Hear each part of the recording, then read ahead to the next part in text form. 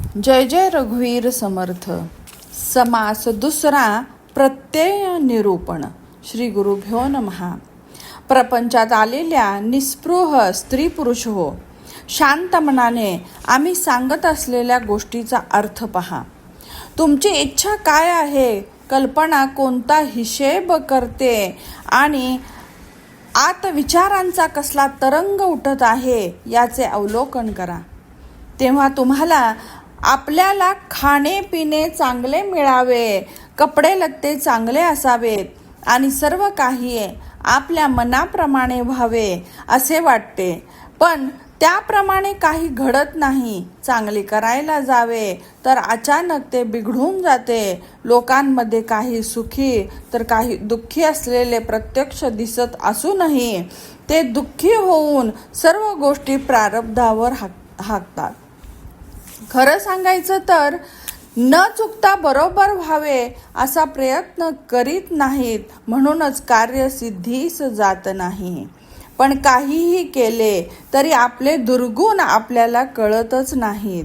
आपल्यालाच कळत नाही तर दुसऱ्यांचे काय कळणार.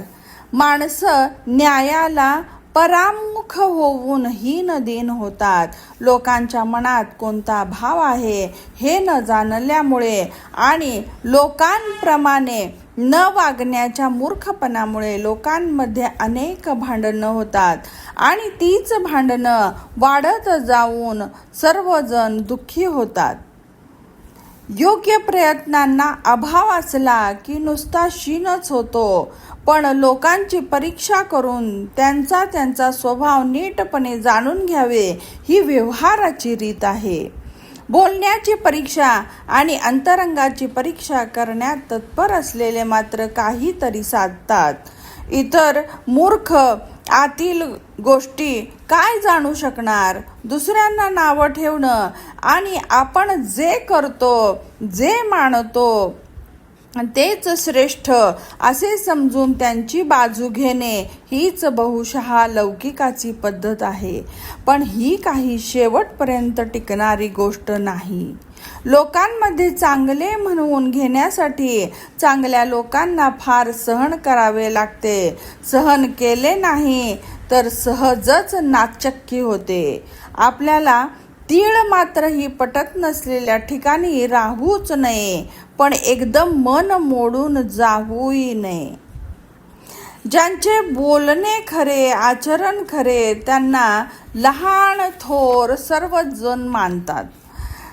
त्यांनाही योग्य अयोग्य काय ते सहज समजते.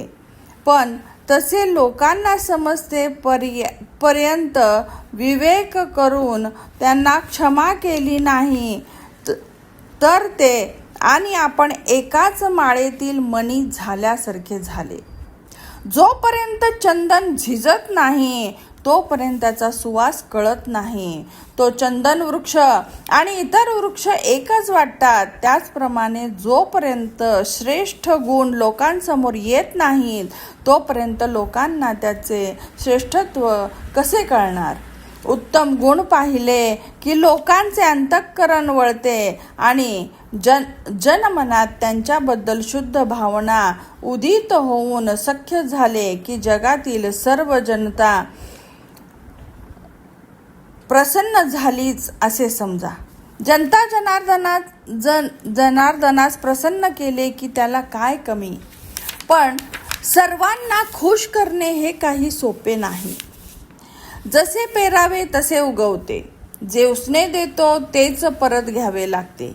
या न्यायाने दुसऱ्यांच्या उणिवा काढत बसलो की त्यांचे अंतःकरण दुखावले जाते आणि दुसऱ्यांचे चांगले केले तर त्यांचे सुख वृद्धिंगत होते व आपल्यालाही उत्तराप्रमाणे प्रत्युत्तर मिळते. ही गोष्ट मात्र निश्चित. सर्व गोष्टी आपल्यावर अवलंबून असणे, त्यासाठी लोकांना काही नावं ठेवण्याची गरज नाही. म्हणून आपण आपल्या मनालाच क्षणोक्षणी बोध करावा, शहाणपण शिकवावं. आता दृष्ट नीच माणूस भेटण्याचा प्रसंग येऊन आपल्या क्षमागुणांची सहनशीलता संपते असे वाटले तर साधकाने मौनपणाने ते स्थळ सोडावे लोकबाह्य पदार्थाची परीक्षा करण्यात प्रवीण असले तरीही वर सांगितलेल्या मानवी अंतरंगाची परीक्षा न जाणल्यामुळे ते दरिद्री होतात यात शंकाच नाही. आपण मरणाधीन असल्यामुळे चांगलेपणाने रक्षण करावे. विवेकाची रीत कठीण आहे.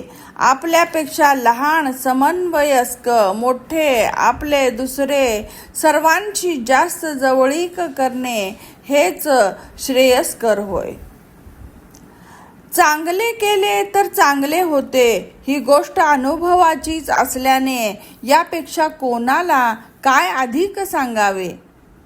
तात्पर्य कीर्तन, अध्यात्म निरूपण, चांगलं युक्तीचं वर्तन हे प्रसंगानुरूप पाहिल्याशिवाय सर्व काही व्यर्थच होय. विद्या कितीही शिकली तरीही प्रसंगानुरूप योग्य आचरण चुकतच गेले तर त्या विद्येला कोण विचारतो. इति श्रीदासबोधे गुरुशिष्य संवादे 12 दशके प्रत्यय निरूपणं नाम द्वितीयः समासः समाप्तः. जय जय रघुवीर समर्थ.